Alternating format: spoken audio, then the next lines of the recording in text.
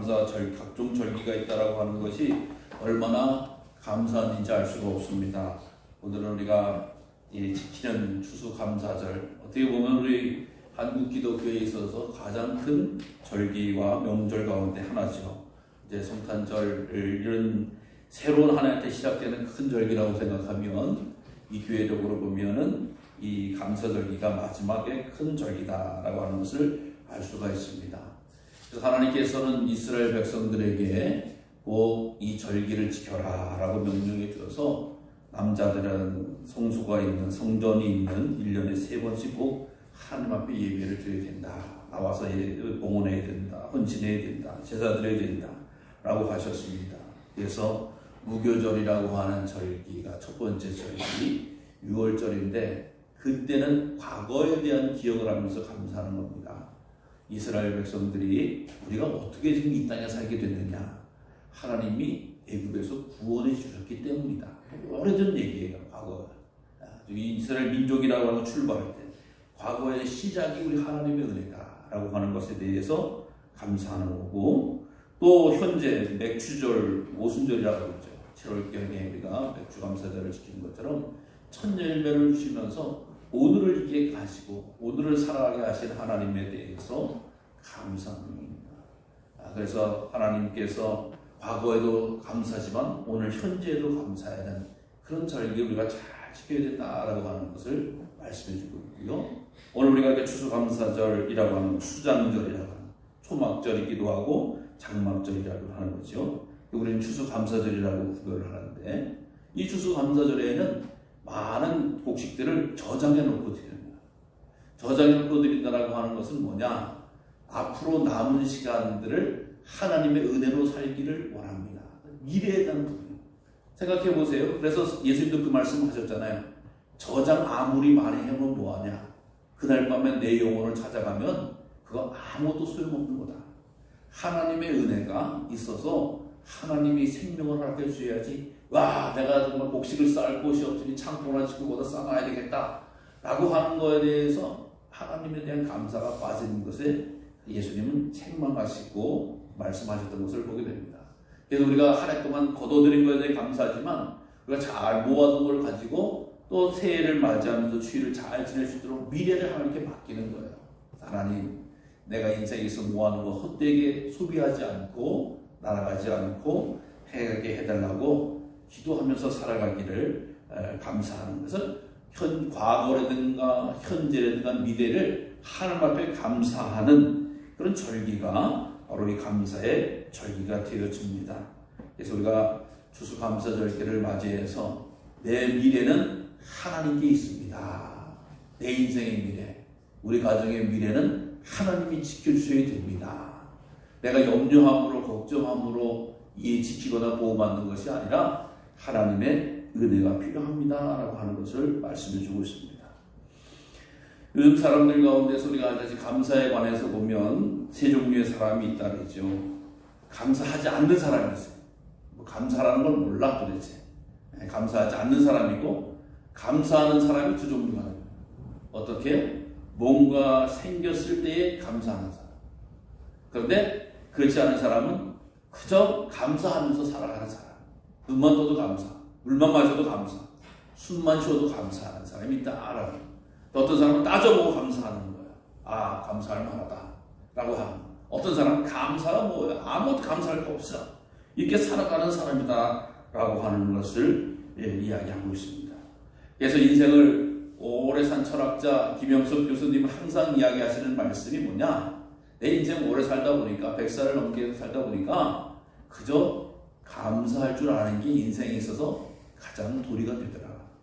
그리고 또 뿐만 아니라 내가 부족함에도 불구하고 기왕이면 모범을 보여주는 삶을 살아야 되겠다. 그러니까 내가 말을 한마디에도 이게 모범이 되는가라고 하는 걸 늘 생각했다는 거야. 그렇습니다. 우리가 지금 이 자리에 계신 분 다 연세가 있으시고 다 또 뭐 가정적으로도 그렇고 교회적으로도 사회적으로도 다 위치가 있으신데 내 말 한마디가 좋은 신앙인의 모범이 되는가, 지역의 모범이 되는가, 공동체의 모범이 되는가, 그 모임의 모범이 되는가 라고 하는 것을 항상 의식하시고 말씀 단어를 선택하셔서 이야기하시기를 바랍니다. 그래서 정말 우리 삶을 아름답게 믿음의 모범을 가지고 갖춘다라고 하는 것은 우리 인생에 있어서 중요한 일이다라고 하는 것이에요. 오늘 달란트의 비유가 너무나 익숙하고 너무나 잘 아는 그런 말씀 아니겠어요? 한 주인이 이제 멀리 타국에 갈 때에 종들을 세 사람을 불러서 5달란트, 2달란트, 1달란트씩 받았다라고 합니다. 예수님 비유를 말씀하시는 거예요. 그래서 이 5달란트 받은 사람은, 2달란트 받은 사람은 받은 즉시 가서 열심히 일해서 5달란트, 2달란트 나겠다. 1달란트 받은 사람은 1달란트를 그냥 땅에 파고 묻었다. 이게 나중에 주인이 돌아와서 회개할 때에 5달란트 남긴 사람은 제가 5달란트 남겼습니다. 2달란트 남긴 사람은 2달란트 남겼습니다. 그러니까 주인이 칭찬을 하는 거잖아요. 아, 너희가 작은 일에 충성하였으니 착하고 충성된 종이다. 그래서 내가 제 즐거움에 참여하리라 라고 하는 거예요. 근데 1달란트 받은 자는 난 주인을 두려운 사람으로 생각해가지고 나 이거 어떻게 할까봐 땅 파고 묻었다가 지금 드립니다. 당신 잔인급이에요. 아주 나쁜 사람입니다. 대놓고 이야기하는 거. 그러니까 있는 것도 빼앗아가지고 그 5달란트 사람들에게 주는 이런 사건의 내용을 예수님이 그 백성들에게 해주신 그런 말씀 아니겠어요? 천국에 대해서 말씀. 자, 보세요. 우리도 늘 듣는 말씀이고 함께하는 말씀은 참 추수감사절의 은혜가 되는 말씀입니다. 어떤 사람이 타국에 갔다. 주인이 이제 타국에 갔다. 그러면서 종들에게 돈을 나누었다. 달란트. 그러니까 뭐 달란트 잔치 어린이들 할 때 달란트가 1달란트 출석해서 2달란트 뭐해서 전도해서 5달란트 이렇게 줬던 게 있는데 이게 사실상 달란트를 무시하는 행위예요. 왜 1달란트가 금 34kg 정도 나간다고 그러는 거예요. 그러니까 이 달란트라고 하는 것이 한 사람의 1달란트가 한 사람의 인건비에 따지면 10년, 15년이 일당을 한꺼번에 하는 거예요. 엄청난 액수입니다. 근데 주인이 가면서 제자들에게 나눠줬다라고 하는 것이 전혀 불가능한 일이 아니에요. 그 당시에 있어서 간혹 가다가 주인들이 내가 어디 갈 때 이 종들에게, 신뢰하는 종들에게 이렇게 큰 작은 재산을 나눠주면서 너희들 좀 잘 관리하라. 내가 돌아오면 여기에 대해서 내가 잘 관리한 만큼 수당을 주는 어떤 이런 제도가 있었다는 거예요.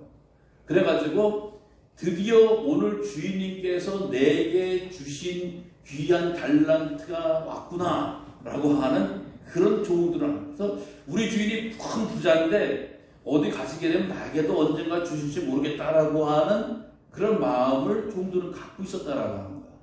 그래서 5달란트 받은 사람이 2달란트 받은 사람이 뭐요? 받은 즉시로 가서 장사를 했다. 이게 생각이 없었으면은 불가능한 일이에요. 갑자기 주인이 5달란트라고 하는 것이 우리 식으로 쉽게 이해하고 지금의 쉽게 계산을 하고만 30억이거든요. 여러분 갑자기 30억이 생기면 뭐 할까? 라고 하면 너 땅 사야 되나? 산 사야 되나? 집 사야 되나? 도시 아파트 사야 되나? 막 여러 가지가 있는데 고민을 싹 하고 있어서 나 그거 사야지 딱 하는 거 마찬가지. 내가 언제 30억이 생겨 뒷짐지고 있다고 하면 전혀. 근데 이 종들은 우리 주님이 혹시 어딜 가시게 되면은 내게 줄 것이다 라고 하는, 내게 그런 기회를 줄 것이다 라고 하는 기대함을 잊고 있었다라고 하는 거야. 그러니까 주인이 가자마자 큰일을 했다는 거죠. 그러니까 기대하지 않고 준비하지 않았을 때 그런 일들이 감당하지 못했다라고 하는 거죠. 그러니까 갔다 오니까 회개하다 보니까 근데 생각보다 주인이 좀 늦게 온 듯한 그런 상황이 벌어지는데 어쨌든 회개하다 보니까 걱정이는 남기는 큰 일을 했다라고 합니다. 여러분 아까도 말씀드렸습니다만 15억을 가지고 예를 들어 30억을 가지고 30억을 남긴다라고 하는 것이 쉽다라고 하면 쉬운 사람은 쉽지만 어려운 사람은 정말 어려운 거예요. 오늘날같이 우리가 자본주의 사회에서 많은 분들이 재산을 많이 가지게 됐지 사실상 우리가 이 자리에 계시는 분들이 다 어렸을 때에 집에 돈을 쌓고 있는 적금을 하고 있는 분들이 얼마나 계셨어요. 맨날 애들 조그만 학교금 산다 해도 어디 간다 해도 다 빚어서 돈 얻어가지고 옆집 가서 꺼다가 소풍 보내고 방학 때 수학여행 보내고 등록금도 못 내서 어렵고 다 그런 시절을 살았다는 거거든요. 근데 이 2000년 전에 이렇게 큰 돈을 가지고 쩔을 남긴다라고 하는 것은 어마어마하게 힘들고 두려운 일이기도 했어요. 그러나 이 비전을 가지고 소망을 가지고 준비했던 사람들에게는 그 귀한 열매를 허락해 주신다라고 하는 겁니다. 여러분, 어떤 이 본문을 말씀을 가지고 어떤 사람은 많이 줬으니까 축복했다, 어떤 사람은 적게 줬으니까 그렇지 않다라고 해석하는 경우도 있는데 이건 잘못된 해석인 거예요. 하나님께서 주신 달란트라고 하는 것은 하나님의 자녀들에게 하나님이 역경과 환경을 따라서 온전하게 나눠주신 거거든요. 그래서 그 달란트라고 하는 것은 하나님이 내게 주신 선물에 내가 최선을 다해서 충성하였느냐, 이걸 보신다는 거죠. 왜? 재물의 주인이 하나님이신 거예요. 그 하나님 앞에 내가 정말 이 재물을 통해서 하나님의 영광을 드러내고 또 나의 맡은 사명을 최선을 다하기 원합니다 라고 하면 하나님이 도와주신다라고 하는 거예요. 근데 이 한 달란트 받은 사람은 어떻게 이야기합니까? 주인은 굳은 사람입니다, 딱딱한 사람입니다 라고 해요. 아주 나쁜 사람으로 이야기해요. 당신은 자린곰입니다 라고 대놓고 이야기하는 거예요. 그래서 심지 않은 데서 거둔다. 여러분, 씨를 뿌리지 않은 데서 거둔다라고 하는 사람들 뭐라 그래요? 도둑놈이라는 거예요. 다 심어야지 거두는 게 당연한 이치인 거죠. 어디 심지 않고 거둡니까? 그래도 해치지 않은 데서 모은다. 아니, 콩을 고르고 팥을 고르고 깨를 고를 때 어떻게 해치지 않고 알고 고르고 남의 거 훔쳐온다는 거예요. 아주 나쁜 표현인 겁니다. 이게 뿌리지 않고 걷고 해치지 않아서 알곡을 걷어, 이건 도둑놈이나 하는 짓이다 라고 하는 것을 대놓고 주인에게 이야기하는 거예요. 그러니까 주인이 얼마나 화가 납니까? 그러니까 그것을 빼앗아 가지고 정말 이렇게 주고, 넌 악하고 게으른 종이다, 심지 않은 데서 거두지 않는 것을 나를 그렇게 모욕하느냐라고 하는 거예요. 차라리 이자라도 받으면 낫을 것을, 아무 생각이 없었다라고 하는 거예요. 주인에 대한 마음, 주인이 왜 뜻을 찾지 않았다라고 하는 겁니다. 사랑하는 성도 여러분, 올 한 해를 결산해 보면서 또 감사해 보면서 우리 믿음의 자녀들은 하나님께서 내게 기회 주신 거 감사하시고 또 일치하는 거 감사하시고 땀 흘릴 수 있도록 감사하시기 바랍니다. 그럼 하나님이 기쁨으로 축복해 주실 줄로 믿으시기 바랍니다.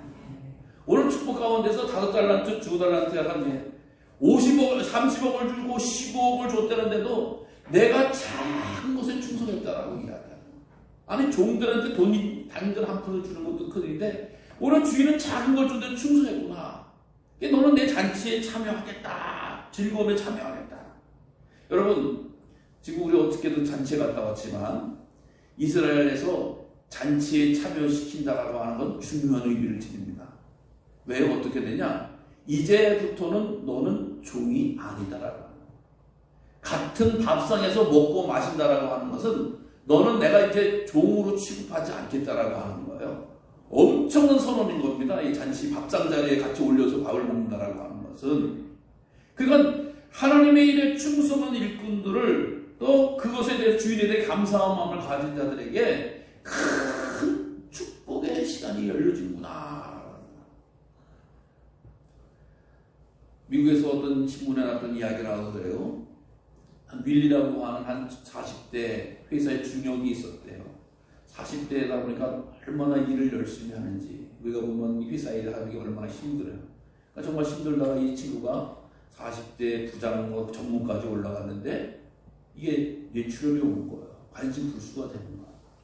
그러니까 자기가 열심히 세계를 뛰어다니면서 사업하고 인정받고 회사에서 전문님 뭐 이렇게 대우받다가 쓰러져 봤자 아무도 봐주질 않는 거예요.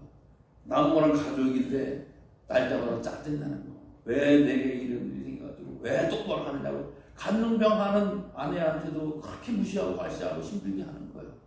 어느 날 그 친구가 아프다는 소식을 듣고 한 친구가 문병을 온 거예요.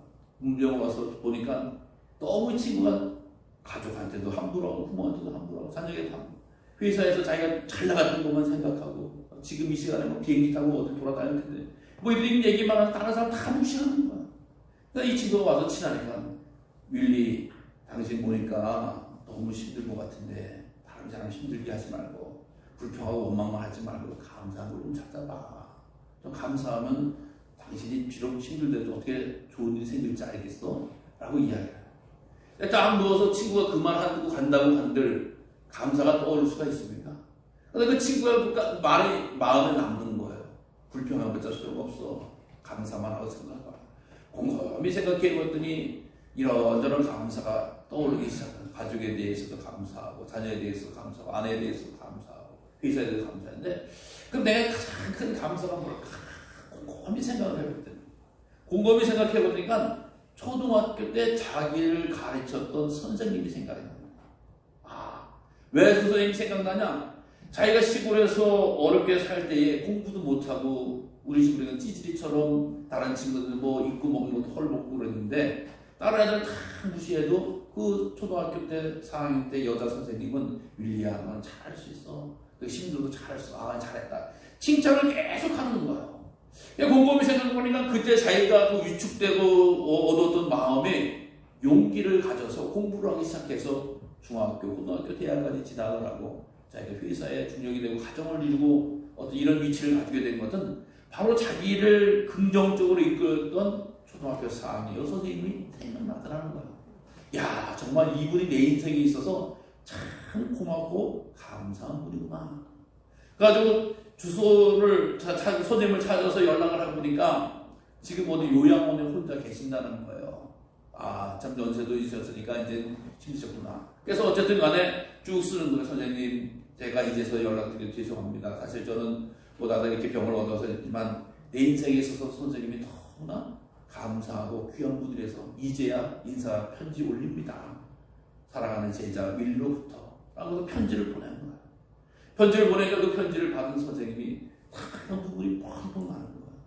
자기가 비록 많은 수십 년 동안 제자들을 가르쳤는데도 감사하다라고 하는 편지가 한 통도 없었는데 그 아프고 힘든 윌리가 편지를 너무나 감사해요. 그래서 다시 답장을 쓰는 거예요. 윌리군 반갑네. 당신이 이렇게 해서 내가 지금 늙어지고 외로운 곳에서 이렇게 남편도 먼저 사고를 하고 힘든 곳에서 외롭게 살아가고 있는데 당신이 나를 통해서 어떻게 인생에 큰 힘을 얻었다니까 너무 감사하네. 내가 수십 년 동안 수백 명, 수천 명의 제자들을 가르쳤지만 이렇게 내게 감사하다고 한 편지를 준 것은 나밖에 없네. 당신밖에 없네. 내가 이 편지를 평생 죽을 때까지 읽으면서 힘을 얻고 기뻐하고 감사할 테니까 자네도 건강 회복하길 바라네. 라고 하면서 답장을 보낸 거예요. 그 답장을 딱 보는 순간 내가 비록 이렇게 불편한 가운데 있지만 그 외롭고 힘든 담임 선생님한테 편지를 써서 그 선생님이 평생 감사하고 자기가 교사라는 것 보람을 느끼고 그 편지 한 통에 그 힘을 얻으셨구나 라고 하는 걸 느끼게. 그래서 야, 내가 정말 건강을 되찾으면 더욱더 더 나에게 감사했던 사람들을 찾고 경배하고 인사드려야 되겠다 라고 하는 마음이 딱 들어서부터 그 다음부터는 불평이 줄어드는 거야. 그러면서 재화 훈련도 열심히 해서 정말 점점 좋아져가지고 퇴원을 하게 되어지고 회사에 다시 복직을 해서 다니게 되면서 부사장, 사장까지 오르게 됐다라고 하는 이야기. 여러분, 감사라고 하는 마음 우리가 드려야 된다라고 이야기하지만 이게 큰 위대한 능력을 가지고 있다라고 하는 것을 다시금 고백했다라고 하는 이야기입니다. 사랑하는 성도 여러분, 우리의 마음속에도 믿음의 감사가 풍성하시기를 소원하시기 바랍니다. 우리의 마음을 감사로 말랑말랑하게 만드시기를 바랍니다. 이 한 달란트 받은 종은 주인을 잘못 본 거예요. 우리 주인은 딱딱한 사람, 마음이 굳은 사람, 장고비 아주 딱딱한 사람이라고 보는 거예요. 근데 그렇게 보는 사람이 있으면 전혀 은혜가 되지 않고 인생에 평안이 되지 않아요. 그러나 주인에게 내게 이런 기회를 줘서 감사합니다라고 했던 사람들은 자기 삶에 최선을 다하고 열심을 다해서 갑절을 남기게 되어지고 주인으로부터 천국잔치 구원의 잔치에 들어가게 되어졌다라고 하는 거예요. 우리의 마음속에 이 감사라고 하는 제목이 우리 인생과 미래를 바뀌게 하고 또 우리를 새롭게 한다는 사실을 꼭 기억하시기를 바랍니다. 그래서 하나님 감사합니다. 하나님 감사합니다. 이 모양 저 모양이라도 여기까지 이르게 하는 걸 감사합니다. 내년에는 더 좋은 일로, 앞으로 더 넓은 일로, 또 그동안 맡겼던 거에 대해서 내가 답답했지만 하나님께서 뚫어주실 줄로 믿습니다. 라고 하는 그 믿음의 신앙과 우리의 태도가 있어지기를 간절히 주의 이름으로 축복합니다. 하나님이 기쁨으로 받으시는 감사절이 되기를 간절히 주님의 이름으로 축원합니다. 기도하겠습니다. 주님 감사합니다. 은혜와 사랑으로 오를 지켜주시고 한 해를 갈무리할 수 있도록 복 주신 것 감사를 드립니다.